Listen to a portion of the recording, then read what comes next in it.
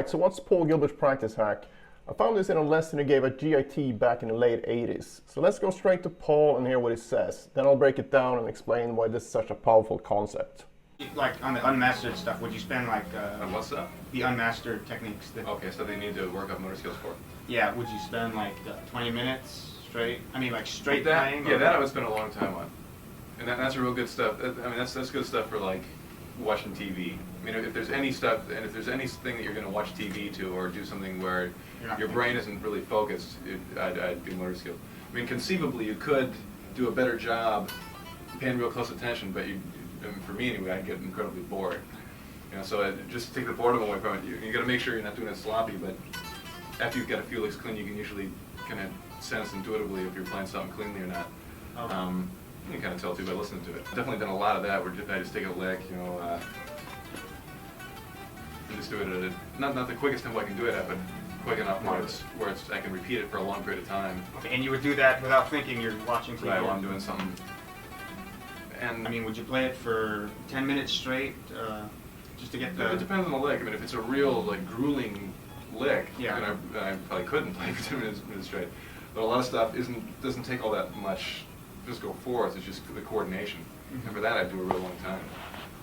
You know, if you just were practicing something like a lot of sweep picking stuff falls in that category where it doesn't take a lot of strength, but a lot of coordination. Maybe something like those little trials. You know,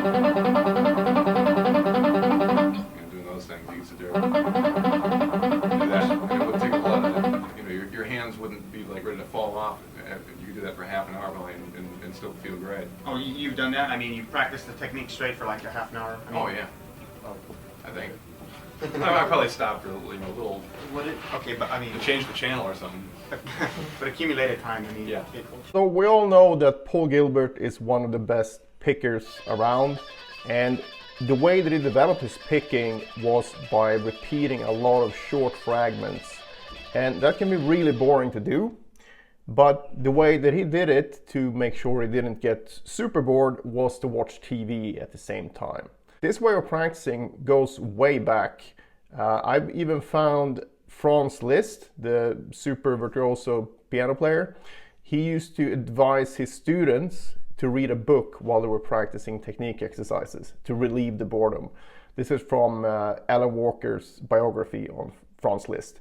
So it goes way back, and there's Itzhak Pearlman, amazing violinist. He used to watch cricket games because they were so long. He would just turn the volume down and then he would work on mechanical things, which is exactly what Paul talked about here, doing the kind of, but doing that at a tempo where everything is perfect, but you just try to amass a ton of reps, ton of clean reps.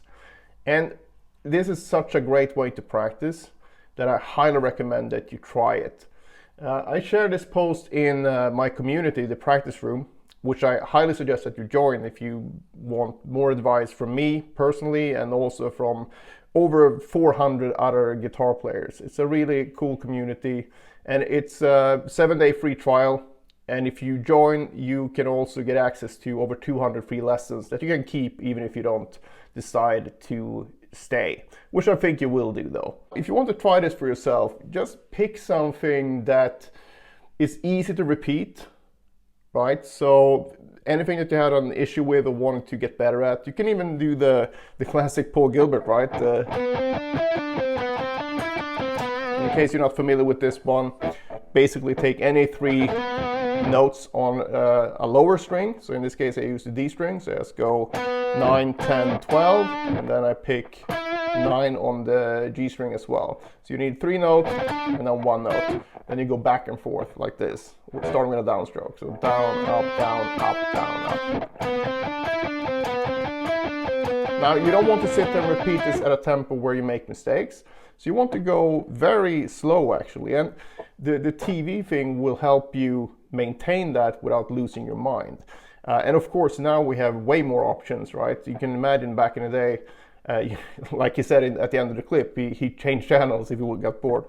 We have everything to watch nowadays, right? So from YouTube to Netflix. You can even do this while listening to a podcast. The only thing is that you need to be able to hear yourself, and you will actually be able to feel if everything is correct as well after a while. And you don't necessarily need to do it for half an hour, but just try this for maybe 10 minutes at first. And of course, make sure you don't tense up, so if you feel any weirdness, you need to stop, right? So you need to make sure you don't hurt yourself. But if your technique is solid, you should definitely not get hurt by practicing something at a very slow tempo. So I've done a ton of this stuff back in the day.